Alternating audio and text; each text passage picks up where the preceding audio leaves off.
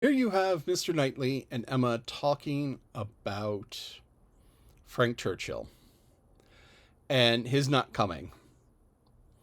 And Emma's kind of upset that he's not coming and doesn't like the idea of him not coming and thinks he's being rude about it.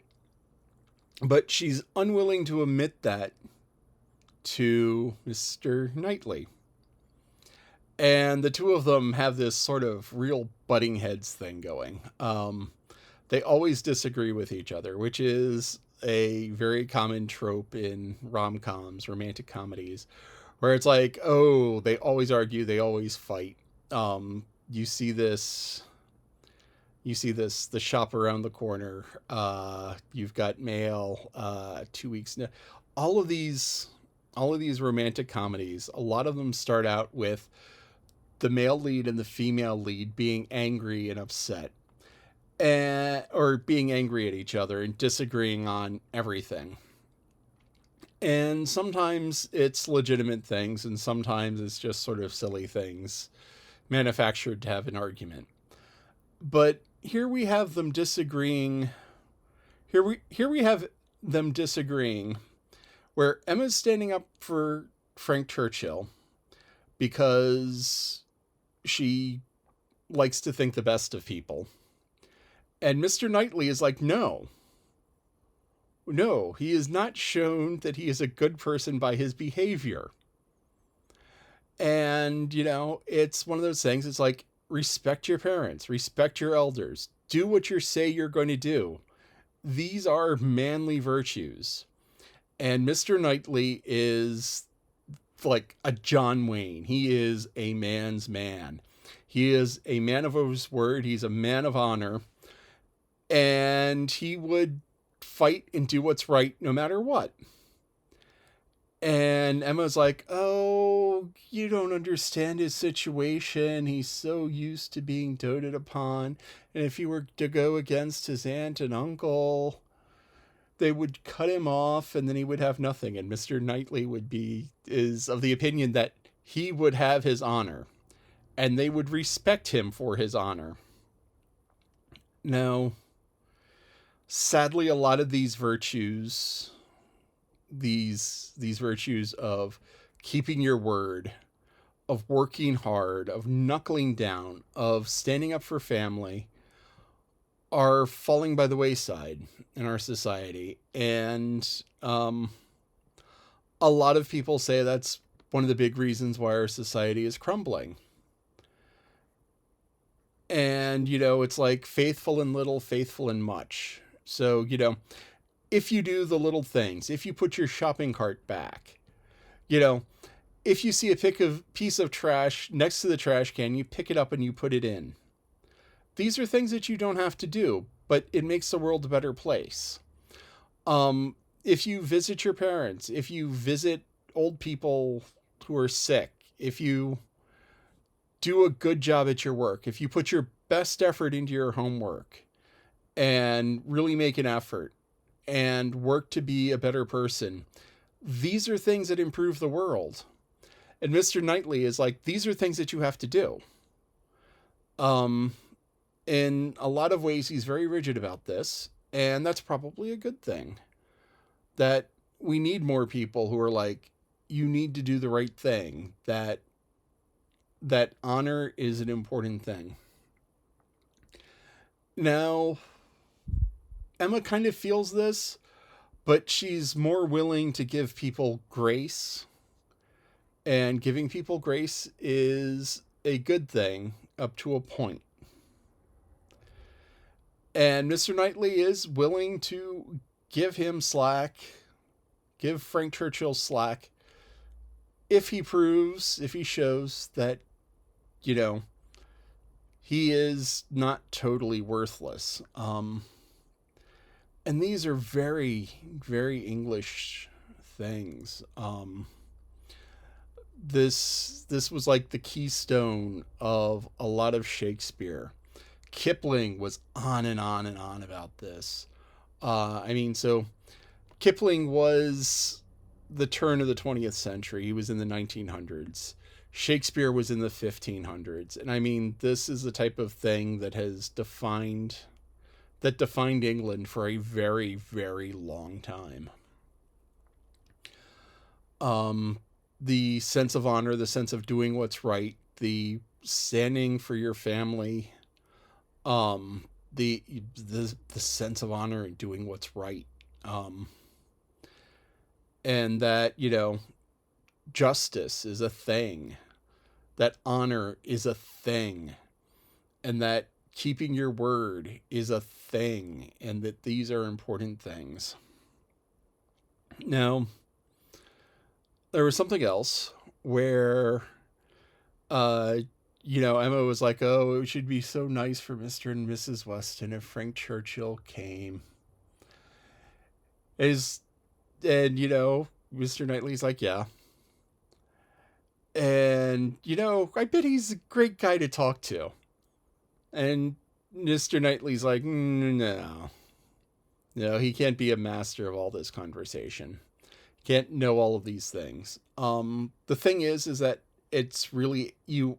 There are people who are really able to do this, and the big trick is you ask questions and you let the other person talk. So you say 4 or 5 words and you get them talking, and then they just start talking and you let them talk. I took a class, Dale Carnegie, and it's about, well, half of it's like Jedi mind tricks or Bene Gesserit tricks, but a lot of it is how to talk with people and how to be sociable and how to get along. And one of the things was he related Dale Carnegie, who wrote the book How to Win Friends and Influence People, that was the basis of the class, wrote about being at a dinner party. And at this dinner party, he met a master gardener, and he was having problems with his own garden. And he said, "I'm having this problem with aphids or whatever, or there's this black rot on the grapes, or there is some little problem." And the person then spent the next hour or so going through all of these different little gardening hints, different tips, different tricks. And Dale Carnegie had said like 10 sentences during the whole conversation. So hours of conversation, taking up most of the night. And he said almost nothing. And then a couple days later, he got a letter from the person saying, "Oh, thank you very much for the wonderful conversation. It was the best one I've had in a long time. You're such a great person to talk to or talk with." And Dale Carnegie was like, "I said nothing.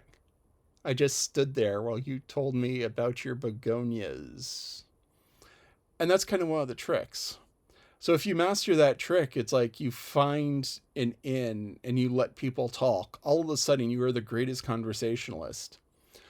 I doubt somebody as pampered and as self-centered as Frank Churchill appears to be would be very good at that. He strikes me very much as a braggart type, which is frankly annoying.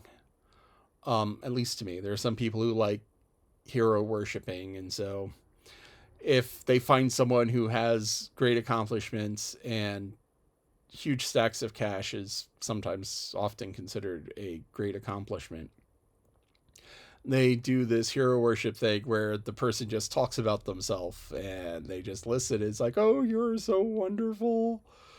Um, that's how it strikes me that conversations with Frank Churchill will go. And that if you have a Mr. Knightley, he would be like, "Yeah, no. I have paint I need to go watch dry." Um, Emma would probably start out as like the hero worshipping type and then realize that, he's all hat, no cattle. That he is all talk and no real action, he's all talk and no real action. All hat, no cattle. Great phrase. Um, but after that, she was like, "You don't like him. You despise him." And Mr. Knightley gives a response, from the beginning of the month to the end of the month, I don't think I think of him once. And one of my favorite movies, Lolly's favorite movie, is Casablanca. And Casablanca is all about honor and duty. And it's also a romance, and it's also set during World War II. Great, great movie, great cast. It all just sort of came together accidentally and ended up, it was sort of done as a quick throwaway movie, but it all of a sudden became this epic and beloved because it's honestly a great movie. But you have Peter Lorre's character, who is a thief and a smuggler and forger, and he does a whole bunch of slightly shady stuff. And yeah, he does a whole bunch of slightly shady stuff. He's a minor player on the black market. And at one point he's having a conversation with Rick. And Rick owns a bar casino in Casablanca. And he is a hard case. He's played by Humphrey Bogart. So Humphrey Bogart is one of the Hollywood tough guys. And so here you have Rick, Humphrey Bogart's character, sitting playing chess against himself. And they have a discussion about Peter Lorre's character, Ugadi. And he says, well, I sell exit visas. It's like, yeah, for a price. It's like, well, what about those poor devils who can't afford Renault's price, who's like the big black market guy? Eric is like, I don't object to a parasite. I object to a cut rate one. And this, just kind of puts him down in his place. And then Ugadi asks, you do despise me, don't you, Rick? And Rick gives the answer that takes him down farther than any other answer. If I thought about you, I would. Or if I gave you that much thought, I would. And it's like, yes, I would hate you, but you're not important enough to notice.